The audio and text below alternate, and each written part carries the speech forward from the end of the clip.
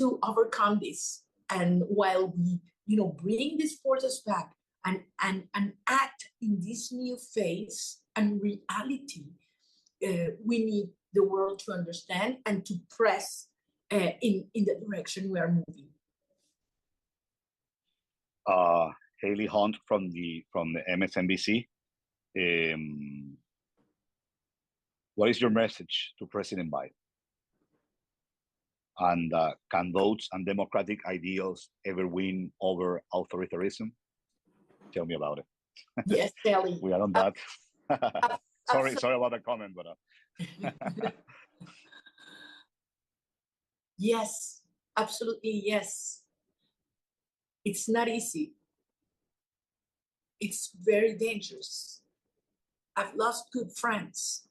Just last week, the person that was free, that I most trusted, was kidnapped. And Perkins Rocha, and next day, Diario Piglieri, which was one of my closest allies. So we do not underestimate what's going on and what they're willing to do. But the answer is yes. And I think the Biden administration, as well as both parties in Congress, have the biggest opportunity to prove that can be part and exercise their leadership of the free world. If a conflict so urgent and profound and that represents such a risk to a threat to the security of a hemisphere cannot be addressed and solved, then it seems very unlikely that other conflicts further away can be solved. And that's the message I want to convey.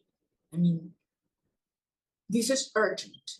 I mean, this, I know migration is one of the issues that most concern the American society nowadays. And you cannot address the consequences. You have to address the causes.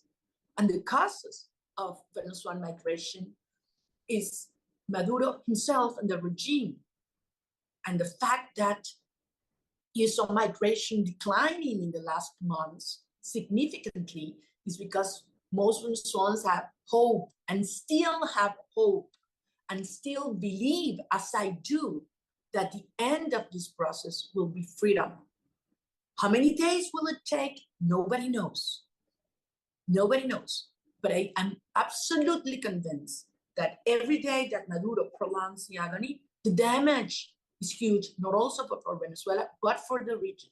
And as I said before, never before we had aligned all the interests, all the vectors of stakeholders in one same direction, which is an orderly and sustainable transition to democracy. And that's where we are moving.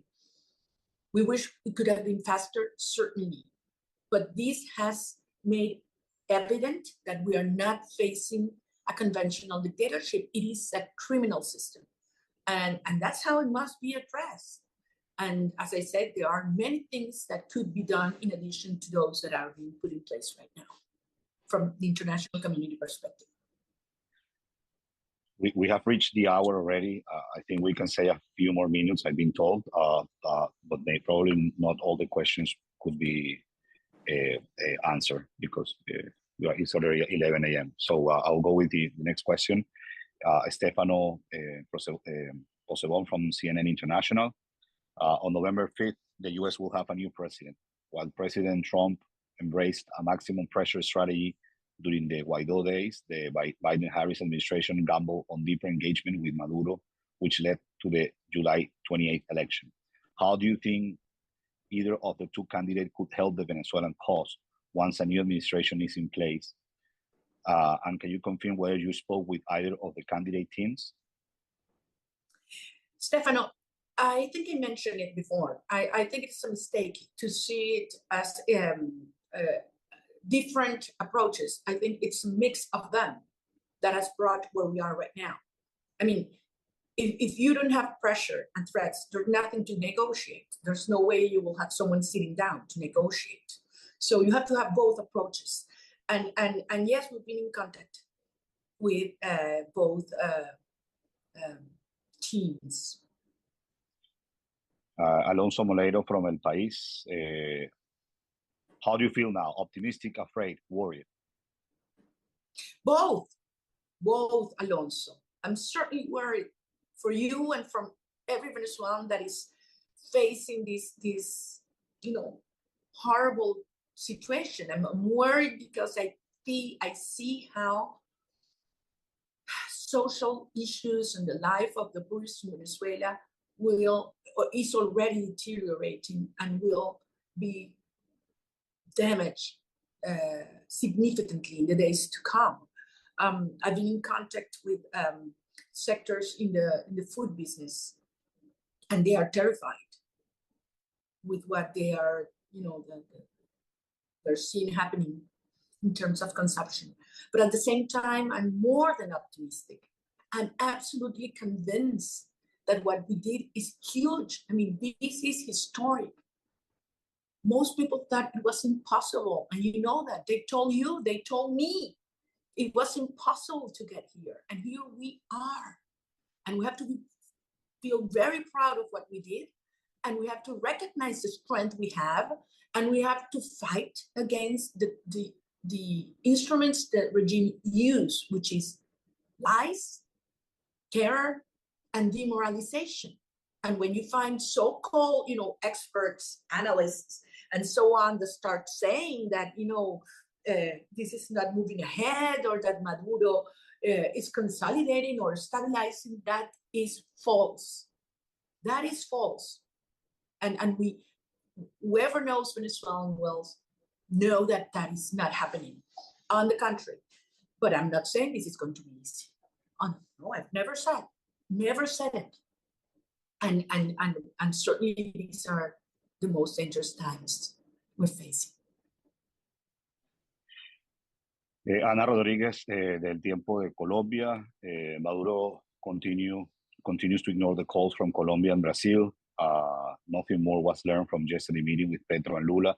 What do you think should be the next steps of these two countries? Sorry to just make a comment here, Margarina. I've been told that while we have been on this press conference, the Minister of Foreign Affairs of Colombia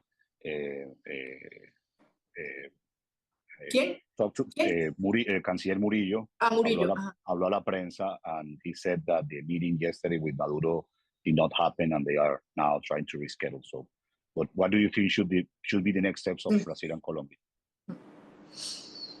Well, they have to get Maduro to answer the phone, at the least. Indeed. Lucia Newman, Al Jazeera. Even if Maduro is isolated, he has learned to bypass international pressure and economic sanctions. What would he recognize that he lost the election? Lucia, I know. Some people perhaps think that we've tried everything in Venezuela, but you more than anyone know that every situation is different, and we are not the same country that we were a year ago. I would say 2 months ago. And yes, we can learn a lot from history, but there are different forces evolving in the world nowadays. And I think what we've lacked in the past was the right coordination among all these strategies. Today we have a legitimate leadership in the opposition, legitimate, because of the primaries and because of the election. We have a united nation that goes beyond the unity of political parties. This is very important. Never in 25 years we had Venezuelans so close and determined to move ahead. And never before we have the world calling the regime for what it is.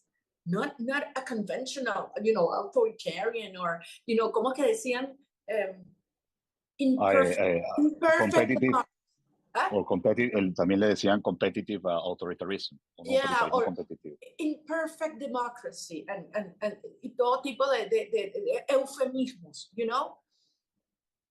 We know what we're facing right now. And we have a strategy to do it. And we've come a really long way. We've never been stronger than we are today. The regime has never been weaker than it is today. So this is not a time to feel frustrated. On the contrary, we have to be pragmatic. We have to put our feet in the ground and understand what are the options that you say, how we coordinate and how we take care of us and of our leadership. But we need to speak out and do not fall in the trance of the regime, which is that he's saying, well, you have tried everything and here we are. No. It's not the same situation. It's not the same Venezuela, and it's not the same relation and willingness to act of the international community. Okay, we have three questions left and we can close at 11:15. David, pero I really need to run. Why don't okay. you read the three of them and then I can make. Sorry, I didn't. What do you? Puedes leerle las tres. Read the three of them. Okay, sí. From the Telegraph, what amnesty measures and for which figures from the regime would the opposition be willing to consider in order to facilitate a democratic transition? That's one. The other one from the BBC, are you in touch with the CNE member Juan Carlos Del Pino? And the last one from the Italian daily La Repubblica, could the Holy See help in finding a solution and how? That's it. Okay. Regarding measures and incentives, it would all depend on the relative strength in which you reach a negotiation table. What will be need to offer? I do not think it is proper to enter into specific incentives or measures, but I do think that Maduro's negotiation position deteriorates every day that passes because of his obvious and cruel violations of human rights. We are certainly willing to give incentives for this process to move ahead peacefully and orderly. Secondly, yes, I've been in touch with Juan Carlos Del Pino. And third, I do believe the Vatican and the Church, the Catholic Church, has an important role to play because it's a very much respected institution in Venezuela. And I do think they're doing some things and can do more. So I guess I'm praying for that to happen. Well, thank you, Maria Corina, for your time, because we know that you are extremely busy, and thank you all for joining us today. Thank you so much. And the only thing I can say, many of you have been extraordinary in terms of what you have done, conveying the impressive achievement the Venezuelan people have done. And this has been epic. Just to tell you, we had a meeting, David and I, with one of these democratic experts and gurus in the world. And he said something like, you guys don't realize what you have done. You actually set a new standard for electoral observation, not only for Latin America, but for the world. You have done that. And you have done that under horrible conditions. And it's important to value that and to build from that, because we have been innovating. And I know that the history, history will recognize what we did. And many case studies will be written about what we did in the campaign and how this movement grew. grow. And now we need you more than ever to be the voices of truth, which is what the regime wants to destroy. But we will stay close to the truth and defend it, have popular sovereignty be respected, have Edmundo González juramentado as Venezuela's president on January the 10th, and bring our kids back home. So thank you very much to all. Thank you. Thank you all. Have a good day.